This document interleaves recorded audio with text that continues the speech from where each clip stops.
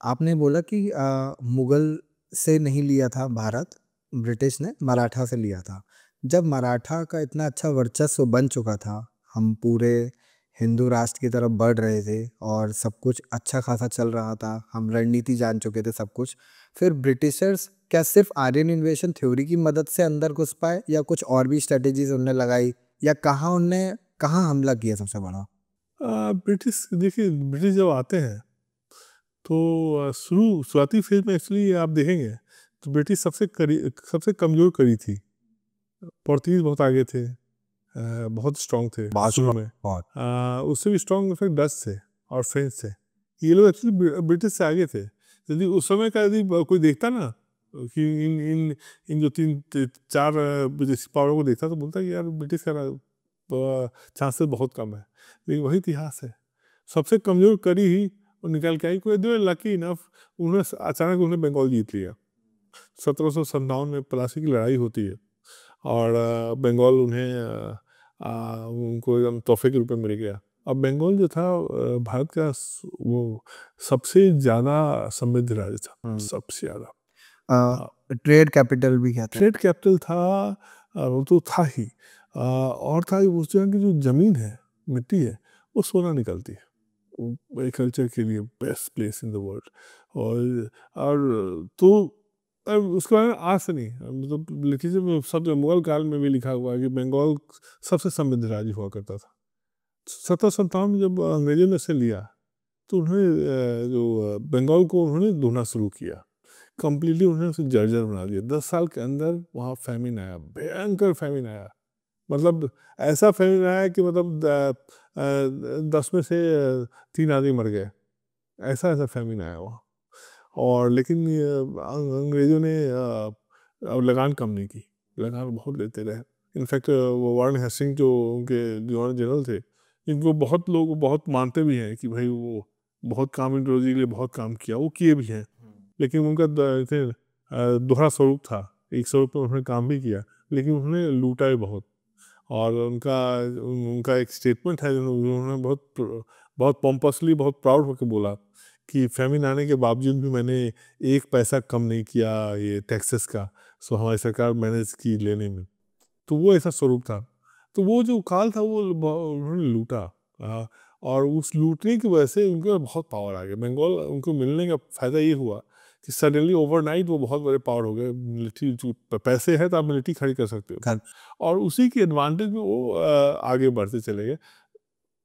Lucky enough also, क्या होता है, यू ऑल्सो नीड लक। उनके साथ लक भी था।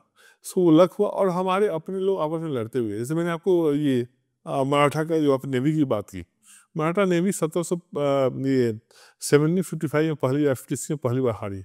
पता है क्यों हारी?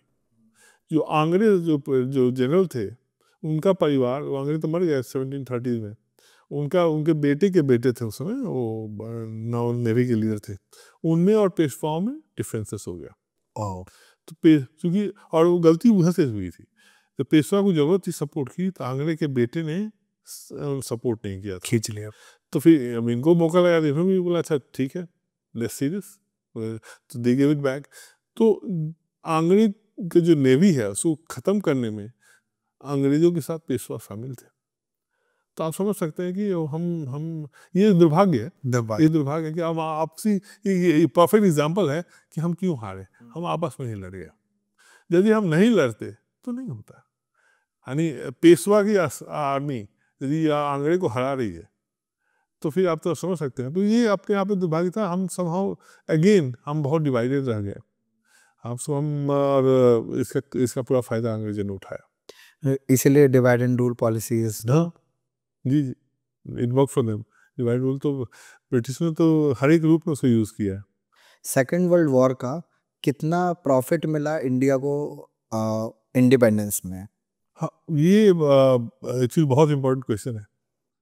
लोग बोलते हैं कि आज़ादी हमने बहुत लड़ाई की और गांधी जी ने किया। गांधी जी का बहुत रोल था, नो डाउट। गांधी जी ने इस देश को जगाया। गांधी जी को इस देश की समझ भी थी, लार्जली मासेस की, उन्होंने गरीबी देखी थी। वो आने के बाद पहला काम उन्होंने यही किया था, वो ट्रेन में बैठ के सब जगह घूमे थे। तो वो समझ में आ गई थी कि देश में किस तरह से लोग किस हद तक जाके लड़ाई कर सकते हैं ब्रिटिशों का। और उन्हें उस आदमी उस जनता को, उस जनमानस को जगाया। गांधी का ये रोल है। लेकिन क्या गांधी की वजह से ये देश आज़ाद हुआ है? तो ऐसा हुआ नहीं। गांधी का एक रोल था, बट ये मोस्ट इम्पॉर्टेंट रोल नहीं था जो हमें बोला था। हमें तो ये बोला था गांधी का ही रोल था और किसी का रोल हमें नहीं तो था। यही पता है। लेकिन ये मैं आपको बोला गांधी का रोल था, लेकिन गांधी का रोल मोस्ट इम्पॉर्टेंट भी नहीं था। He had a role. मतलब आप 100 मार्क्स देंगे तो गांधी को आप अभी 20 दे दीजिए, 25 दे दीजिए। आप बहुत 100 में से हाँ 25%। 25 देंगे जी, क्योंकि और भी सेक्शन है ना। सो आप बहुत खुश 25 दे देंगे, क्योंकि रोल ऑफ रिवॉल्यूशन ही ज़्यादा था। और आप सिंपल आप अंडरस्टैंडिंग, आप जो दूर से देखेंगे आज़ादी लड़ाई, तो आप अपने शत्रु को जिससे आप डरते हैं उससे आप ज़्यादा पनिश करेंगे, आप उस शत्रु करेंगे जिससे आप डरते नहीं हैं। सीधी सी बात। आप उसको करेंगे जिससे आप डरते हैं। जैसे मान लो आपको काला पानी भेजना हो, तो आप वहाँ उसी शत्रु को भेजेंगे जिससे आपको डर लगता है। बिल्कुल। तो काला पानी कौन गया? वीर सावरकर। सावरकर गए, सचिन सान्याल गए। गांधी या गांधी में कोई एक भी आप नाम बताइए जो कि काला पानी गया हो, एक भी एग्जाम्पल आप मुझे दें। एक भी नहीं है। क्यों नहीं गए? क्योंकि ब्रिटिश भी were happy to deal with him. British को उनसे बहुत दिक्कत नहीं था। और दूसरा ये था कि नहीं, गांधी का एक और रोल था। गांधी की जितनी मूवमेंट्स थी वहाँ भी हम रिवॉल्यूशनरी के रोल को कम देते हैं। जैसे मान लीजिए आपको नॉन कॉपरेशन मूवमेंट था, गांधी ने 1920 के करीब में चलाया था। गांधी की जो भी मूवमेंट होती थी ना, उसमें सारा बेस आ जाता था। रिवॉल्यूशनरी भी आते थे। कांग्रेस उसमें कोई पार्टी नहीं थी, Congress was a movement. Socialist भी आते थे, रिवॉल्यूशनरी भी आ जाते थे, सब आ जाते थे। और जब वो गांधी अपनी जब उन्होंने चौड़ी चौड़ी जो जो इंसिडेंट हुआ था जिसमें कुछ पुलिस वाले मर गए थे, उसके बाद उन्होंने उस मूवमेंट को बंद कर दिया। तो फिर रिवॉल्यूशन ने क्या किया? उन्होंने कांग्रेस को छोड़ दिया और फिर उन्होंने आर्म रिवॉल्यूशन फिर से शुरू किया। तो आप देखते हैं भगत सिंह आते हैं, चंद्रशेखर आजाद आते हैं। आप जब चंद्रशेखर आजाद की आप जीवनी पढ़ेंगे तो देखेंगे जो नॉन कॉपरेशन मूवमेंट वो गांधी के साथ लड़ रहे थे, तो वो लोग यहाँ भी लड़े। और जब गांधी ने मूवमेंट बंद कर दी तो फिर खुद लड़ गए। वो खुद गए और आर्म रिवॉल्यूशन किया। चंद्रशेखर आजाद हो, चाहे बटकिशोर दत्त हो, चाहे भगत सिंह हो, ये सारे लोगों ने।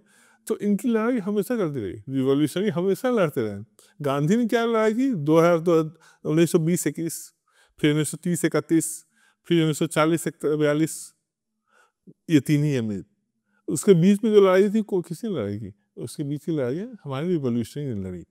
और एक और है रीजन कि गांधी, ये गांधी का अपना वचन है, वो गांधी ने खुद बोला है कि गांधी ने बहुत सारा मूवमेंट, जैसे गांधी का जो दांडी मार्च है, गांधी ने इसीलिए चलाया था कि by that time Bhagat Singh का वो था, फेज था, क्रेज था देश में। और रिवॉल्यूशनरी बहुत बढ़ रहे थे और उनका बहुत इम्पैक्ट हो रहा था। तो गांधी को लगा कि ये तो फिर आंदोलन में हाथ से निकल जाएगा। सो उस आंदोलन को वापस लेने के लिए उन्होंने जो दांडी मार्च चलाया। और दांडी मार्च चलाने का रीजन यही था, Dandi march was more like safety well, जो लोगों की जो गुस्सा है वहाँ से निकाल दे, सेफ्टी वेल थ्योरी बोलते हैं उसको। और सेम काम उन्होंने थर्ड टाइम वर्ल्ड वार 2 के समय किया। Now coming to world war 2, यदि वर्ल्ड वार 2 नहीं होता तो शायद ब्रिटिश उस समय नहीं आती। और डिले होता प्रोसेस, क्योंकि क्या वो विश्व युद्ध के बाद ब्रिटिश बहुत जर्जर हो गया था, कमजोर पड़ गया इकोनॉमिकली था। बहुत ही कमजोर हो गया था और एक्सपोज हो चुका था कम्प्लीटली। तो उसकी क्षमता नहीं थी अब एक कॉलोनियल पावर होने की, इम्पेरियल पावर होने की। तो ऑलरेडी और इसलिए देखिए उस फेज में सिर्फ भारत आज़ाद नहीं हुआ है, बहुत सारे ऐसे देश भी आज़ाद हुए जिन्होंने लड़ाई ही नहीं लड़ी। बिल्कुल, वो कंट्रोल नहीं कर पा रहे थे। और उसका एक रीजन और था जो कि इस चीज़ को इम्पेटस दिया, और इसको क्लेमेंट एटली खुद एक्सेप्ट करते हैं, जो कि प्राइम मिनिस्टर थे जिन्होंने आज़ादी का पुश फॉरवर्ड किया था, एग्री किया था कि देश को आज़ाद करना। उन्होंने ही बोला, जब उससे पूछा गया कि अच्छा बताइए गांधी जी का रोल क्या था आज़ादी की लड़ाई में, तो उन्हें एक ही वर्ड बोला था, मिनिमल। मिनिमल। ये तो भाई जो बंदा वहाँ खड़ा है वो बोल रहा है। और उनके हिसाब से सुभाष चंद्र बोस की जो आज़ाद हिंद फौज थी उसका इम्पैक्ट बहुत ज़्यादा था। और आप देखिए तो आज़ाद हिंद फौज का जो इम्पैक्ट था, ब्रिटिश आर्मी में इनसाइड हो गया था। उसी समय नेवल रेवेलियन भी हुई थी 1946 में, 1946 में।